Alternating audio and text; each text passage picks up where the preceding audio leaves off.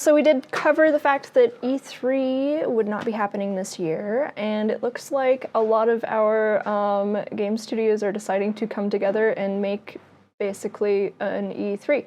So, which confuses me because they're all near the day. So go ahead and read off the list. Okay, so for June 8th, we have the Summer Game Fest. Who's running that one? Oh gosh, I don't know, honestly. So, Jeff Keighley? Oh, it is. Yeah, from YouTube Theater. So that's June 8th. And then on June 11th, we actually have 3 different showcases.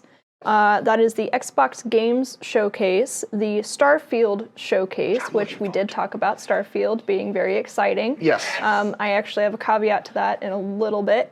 Then the PC Gaming Show on June 11th as well. And then, if it cannot get any more jam-packed, on June 12th, we have the Ubisoft Forward, which they will be introducing their own games on that showcase.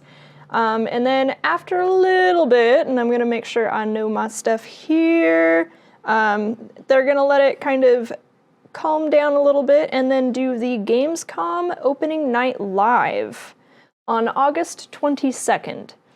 And that's going to be in Germany, actually. That's very interesting. But it looks like those first ones... Which is another Jeff Keighley. June 8th, 11th, 11th, 11th, 12th. You basically are doing E3 without doing E3. Yes, literally. That's what they're doing. Unofficial E3. Yeah, it is. Yeah, so somebody in chat saying E3 was the event I would look forward to. If you go back and look at our show, this is actually, I think this was a me and Pete day. Yes. Right? Pete and I were talking about this. I love E3. I used to... I was there too. Were you there for that show? Yes. I don't remember. Yes.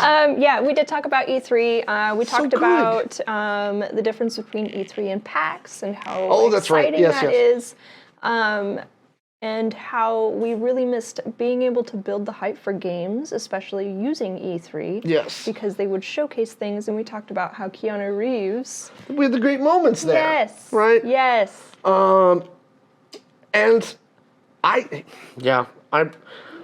disappointed that E3 is gone. I'm wondering, do you think this is going to have less viewership for all these different showcases because it's not consolidated into that one big hype fest? I'm kind of predicting that to be so. However, I am also wondering if, because of the absence of E3, folks are going to clamor onto these things and actually have some solid viewership because we have E3 canceled, right? We're all sad about that missing.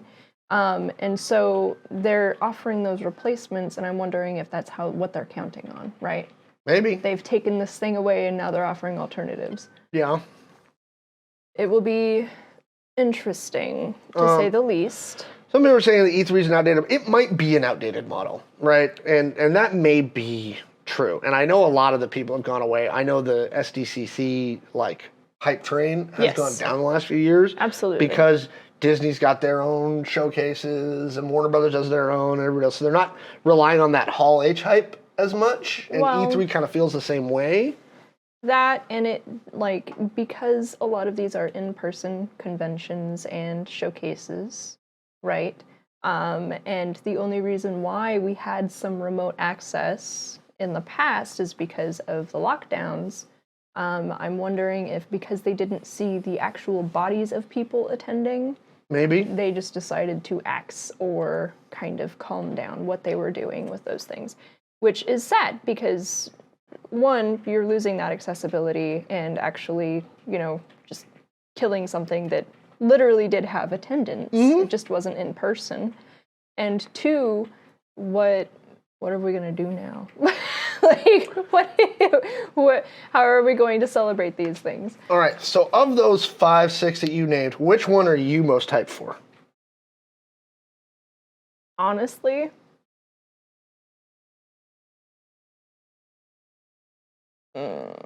Honestly, I'm not hyped for any of them. Really? To be honest. Yeah, no, so I am one of those very weird people. I don't watch showcases.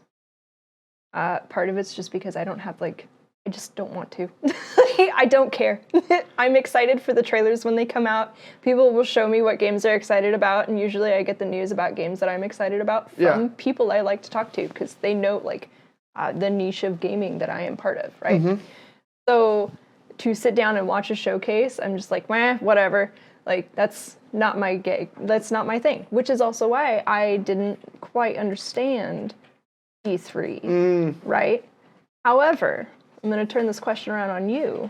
Which of these are you excited about? I got to go with YouTube chat. It's Starfield. Starfield is my number one because they've talked about this game for a long time. Yeah, I'm generally a fan of Bethesda and the products that they put out. Yes.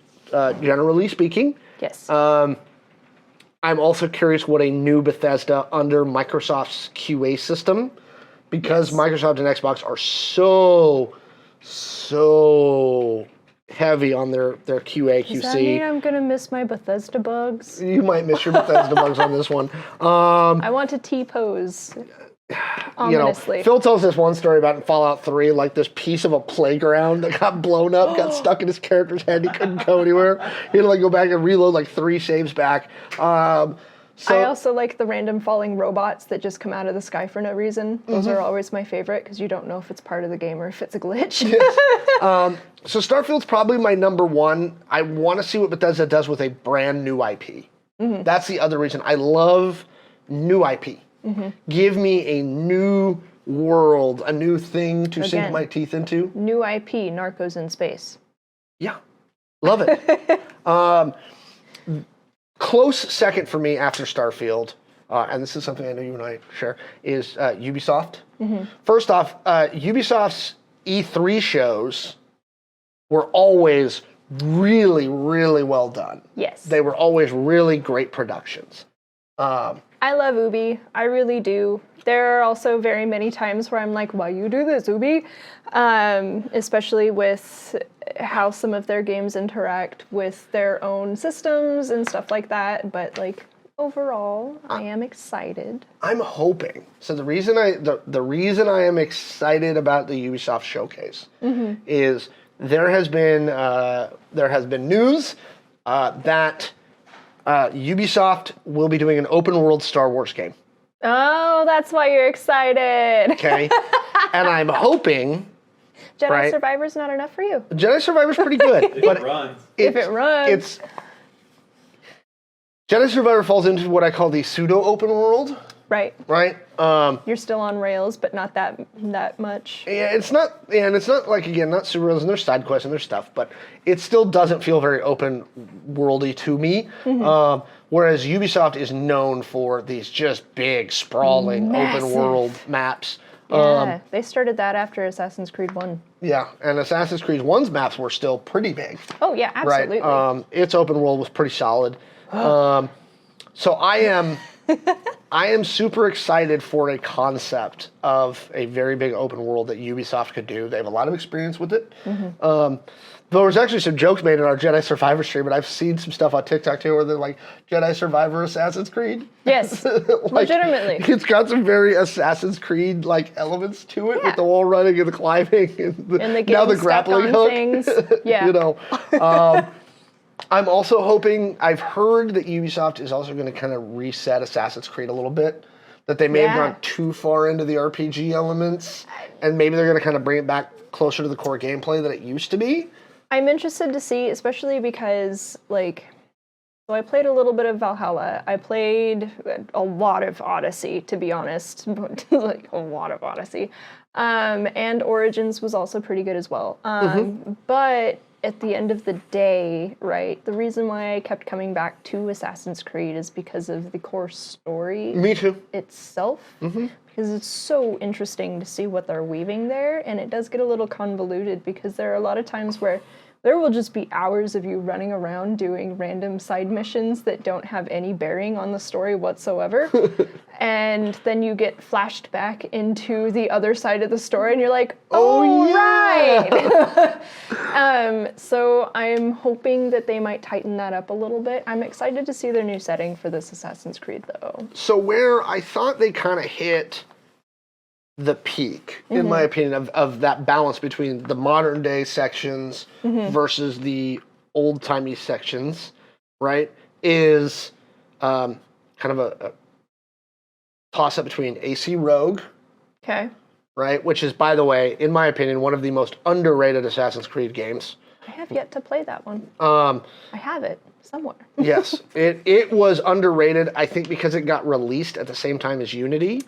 That is why. It I remember literally that, got yes. released at the exact same time as Unity. I didn't understand why they did that, to be honest. From a marketing and just a product release perspective, again, I don't get it either. I was like, duh, what are you doing?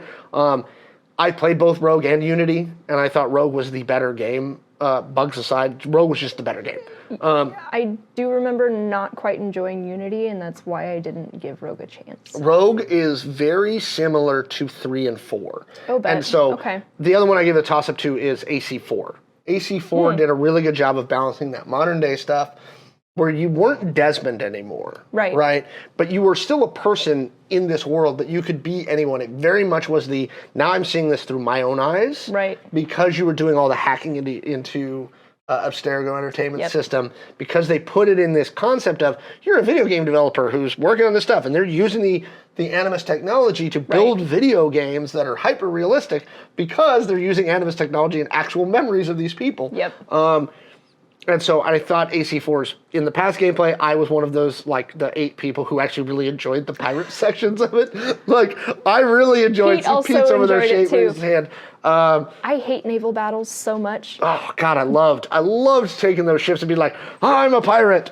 It's fun, except for the fact that the only thing that I end up doing is just ramming my ship full speed into the side of the other ship, and that's it. Like, that's all I can do. So AC Rogue takes a lot of elements from that. So that's the reason why after Starfield, Yeah. the Ubisoft showcase is the one that I'm most like, show me something good. Yeah. I can understand that. I mean, Ubisoft has a really good history, right, of producing the hype that they need for their games. Yeah, some of those are part of sea shanties. Sea in shanties. 4. I do like the sea shanties, and I also enjoy. You can also the fact unlock new shanties. that is true, and you can switch through them. Yep. They also did that in Valhalla, and I did enjoy that part. But I also would just boat around and then avoid people. So I am such an irregular player. It's not even funny. But the things that they do right that I enjoy, they do very, very well. Yes. So. A One Piece TTRPG? That would be interesting. Okay, but listen, how many years of playing would it take to get through the entire story of One Piece? I am curious. Yeah, so those... I think there's going to be an interesting period there. Maybe we'll do some reaction streams to a couple of these. I kind of figured that we would, because it would, one, it gets to build hype for us, right? It is absolutely in our niche, and it also is going to be good to at least try and get the word out there some way. Yes. I'm super looking forward to those ones. Starfield and Ubisoft. Yeah. All right. I will say that it'll be interesting to see what they do on the PC showcase, especially considering that you have multiple different platforms of like developers that are on there. You know, like you get on, you update your computer, and you have a Blizzard update, you have an EA update, you have, you know, all of these updates, and then Steam. So how they decide to partition that out and actually provide a showcase for those games will be a very interesting one to watch. Yeah. PC game showcases don't have a great history. No, they don't. That's also why I don't usually watch game showcases. The PC games, because like E3 used to do a specific PC game showcase, and it was never very good.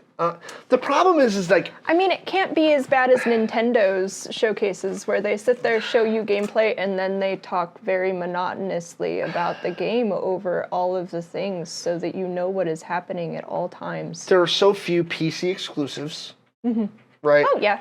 So few PC exclusives. That's why I enjoy the PC, is the fluidity. That aren't like indie. Like there's a lot of let me Sorry, translators, I know it's not you. There's a lot of good indie gems out there, and there's just so many. There's so many great indie PC games that are PC exclusive that release throughout the year that you can't focus on them, right? It's hard to get through all of them. There's a lot of noise out there. The other issue that I've had with PC Game Showcase is the stuff that they tend to show is not PC exclusives. It's all AAA stuff that is coming to everything, so who cares? Like, come on, folks. I will say that there are quite a few games. I literally just set up my PC after not having it up for 2 years. Are you excited? Yes and no. Like there's some correlations with my PC that I have from having Joe, Lance, and Jess are just going to drag you into Valheim? Mostly. I mean, I play Valheim on the Xbox and can play with them, so meh. Anyways, I did find some very much like PC exclusive games on there. Did you know that there's a typing beat game? That does not surprise me. I was kind of like, I was very interested in it just because, from the standpoint of getting typing and also the beat game, cool. But if they decide, right, to make more games that are PC exclusive, there are many options that they can do with that, and that's the cool part. I just wish that they would actually go whole hog instead of, porting AAA games over, which I have no problem with. I do want to make sure that we lower the threshold for gaming entirely, but if you're going to always, do the whole PC superiority, then get good games. Yeah. That are exclusive to your platform. Yes. It's great. I love my PC. I am not saying that PC gamers are bad. I am not saying anything like that. But if we're going to try and elevate this as a platform of gaming, let's get some PC exclusives. You know who I actually blame that on is Valve. I blame that on Valve. Fair. What's interesting to me about the fest that you put out there is the ones that we don't see. There's no Nintendo in there. Yeah. There's no Sony. Yeah. Yeah, it is a very interesting thing. I mean, Nintendo is releasing Zelda.